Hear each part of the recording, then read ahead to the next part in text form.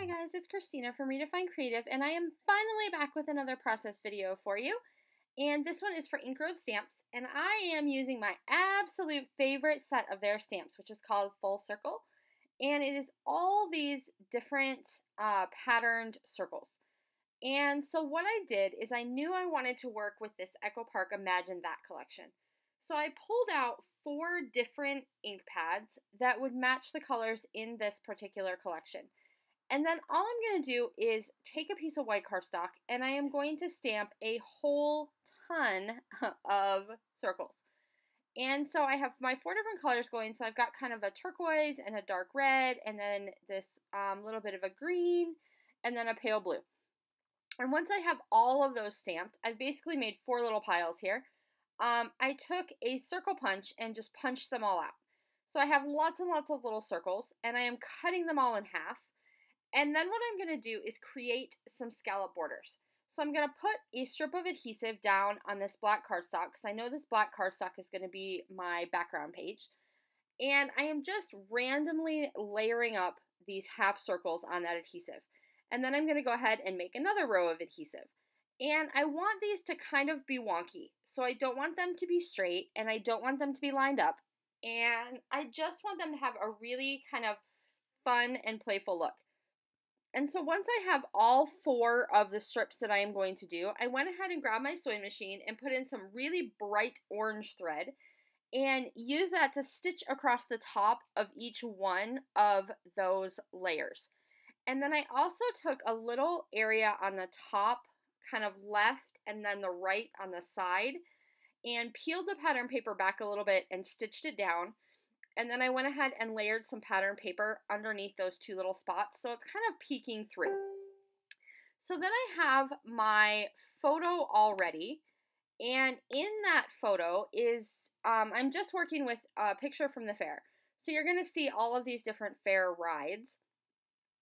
And I'm really kind of downplaying that really bright blue in my embellishing. So because that's going to stand out so well all on its own, I am choosing to focus on some of the other colors in the photo. So the reds and the yellows and those types of colors instead. So I've got a few little strips of pattern paper that I'm putting behind my 4x6 photo. And then I am just going to start doing some of the embellishing. So I had this sticker that I knew I wanted to use on this particular page. And it says, "Today I will be an astronaut, superhero, explorer, race car driver, airplane pilot, and anything else I can imagine." And I love that for a picture at the fair because it kind of goes along with the idea that the kids are going on all these different rides. They get to do all these little things. So they're the airplane pilot, and then they come over to this ride, and they're the race car driver, and then they're flying through space as the astronaut. And so I really kind of liked how that played along with this fair photo. So then I'm just going to go ahead and add some additional stickers.